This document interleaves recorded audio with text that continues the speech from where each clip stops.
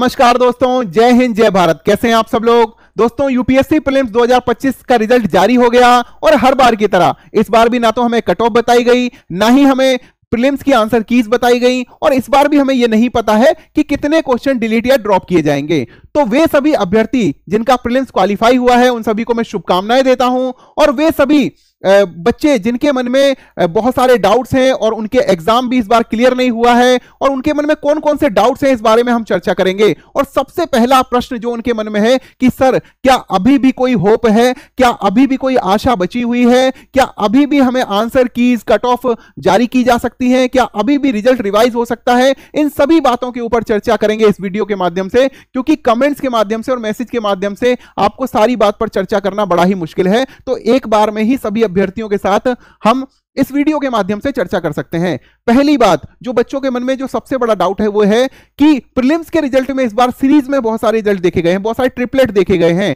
क्या ऐसा संभव है, क्या ये एक संयोग है या कोई डिस्क्रिपेंसी है?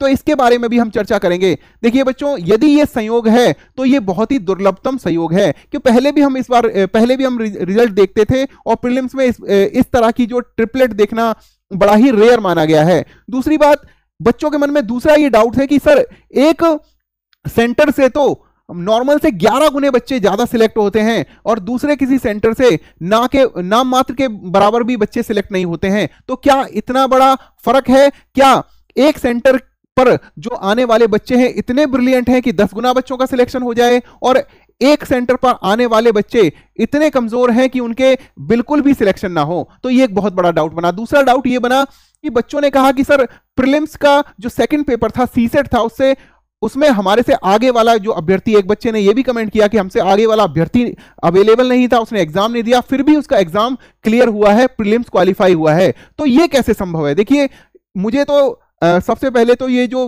अभ्यर्थी ने कमेंट किया है, इसकी जांच होनी चाहिए कि भाई हाँ, जो इन्होंने कमेंट किया है फैक्ट चेक होना चाहिए कि इन्होंने सही किया है। और अगर ये फैक्ट निकलता है तो ये निश्चित रूप से बहुत ज्यादा शंका पैदा करने वाला है। तीसरा डाउट ये है कि बच्चा कह रहा है कि 95 प्लस मार्क्स हमारे आ रहे थे और सीसेट में भी 100 प्लस मार्क्स आ रहे थे, फिर भी मेरा सिलेक्शन नहीं हुआ। एक दूसरा अभ्यर्थी जो कि अनरिजर्व कैटेगरी से ही है, उसका 80 प्लस मार्क्स में सिलेक्शन हो गया और उसके मार्क्स भी सीसेट में उसके बराबर ही थे, 100 प्लस आ रहे थे। तो मेरा सबसे बड़ा जो शंका मेरी भी है, अभ्यर्थियों की भी है, कि क्या इतने क्वेश्चन डिलीट हो गए? क्या सही क्वेश्चन पहले वाले अभ्यर्थी के डिलीट हो गए? क्या गलत क्वेश्चन दूसरे वाले अभ्यर्थी के डिलीट हो गए? और इतनी मात्रा में क्वेश्चन डिलीट हुए हैं क्या कि इतना बड़ा फर्क पड़ जाए, 10-12 नंबर का फर्क पड़ जाए? तो यह निश्चित रूप से डाउट पैदा करता है। और एक अंतिम डाउट यह है कि अभ्यर्थियों ने यह कहा कि सर, इस बार जो क्वेश्चन पेपर आया था उसमें सील नहीं लगी हुई थी। मैं भी बड़ा ही अवाक रह गया ये सुनकर कि भाई ऐसा कैसे हो सकता है, इतनी बड़ी चूक कैसे हो सकती है।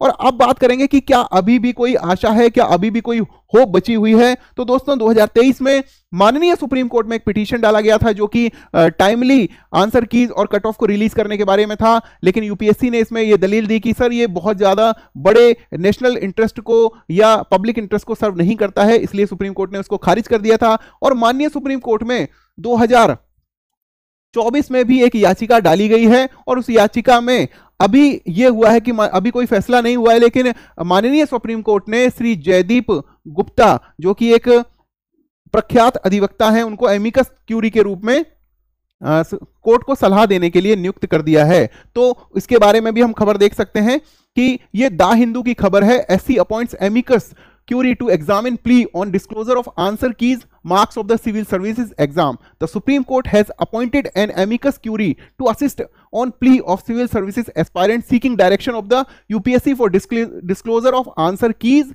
cut-off marks and marks of the candidate appearing in the civil services preliminary examination. The UPSC in almost all the previous examination, including the civil services prelims exam 2023, has maintained that the marks cutoff and the answer keys shall be disclosed only after the entire process of the exam is over. A bench of Justice P.S. Narasimha and Shri Manoj Mishra appointed senior advocate Jaideep Gupta as amicus curiae to assist it in the matter and asked the petitioner to serve a copy of the petition on him. तो ये निश्चित रूप से एक positive कदम देखने को मिल रहा है और माननीय सुप्रीम कोर्ट ने इस दिशा में कोशिश की है कि एक अच्छा निर्णय हो, लेकिन यूपीएससी को भी इस बात को समझना चाहिए कि बहुत सारे बच्चे जो इस एग्जाम की तैयारी किसी प्रेस्टिजियस नौकरी को छोड़कर, एक सरकारी नौकरी को छोड़कर, एमएनसी में नौकरी छोड़कर आईएएस की सेवा में जो ये एग्जाम है सिविल सर्विसेज का देते हैं, और यदि उनके अंदर ट्रस्ट बिल्डिंग ना हो, यदि उन्हें जो ये प्रोसेस है इसके ऊपर पूरी तरह से आस्था नहीं हो, तब क्या वह पूरे संकल्प के साथ तैयारी कर पाएगा? नहीं कर पाएगा। इसलिए मेरा यूपीएससी से निवेदन है कि एक ट्रस्ट बिल्डिंग का प्रोसेस जरूर चलाना चाहिए, एक ट्रांसपेरेंसी जरूर होनी चाहिए, ताकि अभ्यर्थियों के मन में संस्था के प्रति पूरा विश्वास और ट्रस्ट बिल्डिंग होनी चाहिए। जैसे कि ये बहुत सारे बच्चों ने ये लिखा है कि सर लास्ट ईयर तो मैंने मेंस लिखा था, इस बार भी जीएस में 103 प्लस आ रहे थे और सीसेट में भी 100 के आसपास आ रहे थे, लेकिन मेरा नहीं हुआ, अब मैं क्या करूं? और रिजल्ट रिवाइज होना चाहिए, scored 120 in GS, 80 in CSAT, ये भी एक देखिए, आप देख लीजिए। और सबसे बड़ा पेन तो यहां देखने को मिल रहा है, अगर ये बात सही है, मेरे आगे वाला बंदा एब्सेंट था, उसका क्लियर हो गया, कैसे?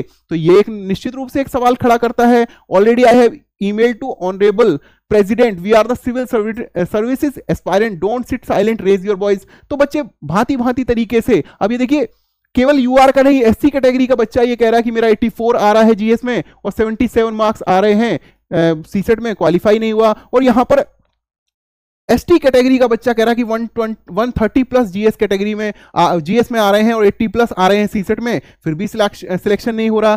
तो ये निश्चित रूप से एक दुविधा उत्पन्न करता है, एक शंका उत्पन्न करता है और संदेह का वातावरण बनता है।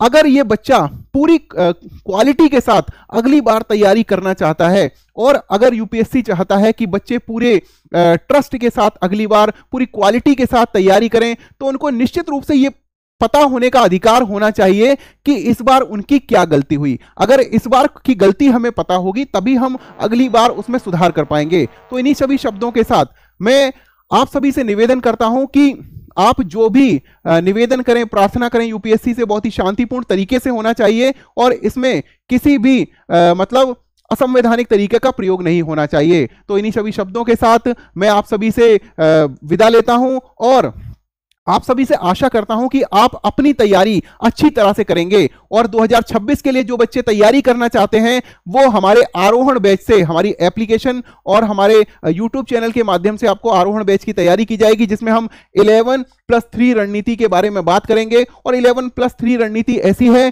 जिससे आपका निश्चित रूप से सिलेक्शन होगा। एक बार हम पर विश्वास कीजिए, और क्योंकि ये जो पोर्टल है बिल्कुल निःशुल्क है, हमारी संस्थान के द्वारा दिए गए जो भी कोचिंग की आपकी सुविधाएं हैं वो पूरी तरह से निःशुल्क है, आपसे 1 रुपया भी नहीं लिया जाएगा, और ये पूरी तरह से ये एक सामाजिक कल्याण का कार्यक्रम है जो कि मेरे द्वारा किया जा रहा है। आप सभी से मेरा निवेदन है कि एक बार आपका सिलेक्शन यदि इस बार नहीं हुआ तो 11+3 रणनीति जो हमारी है और हमारा जो आरोहण बैच है उसके माध्यम से तैयारी जरूर करें। इन्हीं सभी शब्दों के साथ आप सभी से विदा लेता हूं। जय हिंद, जय भारत।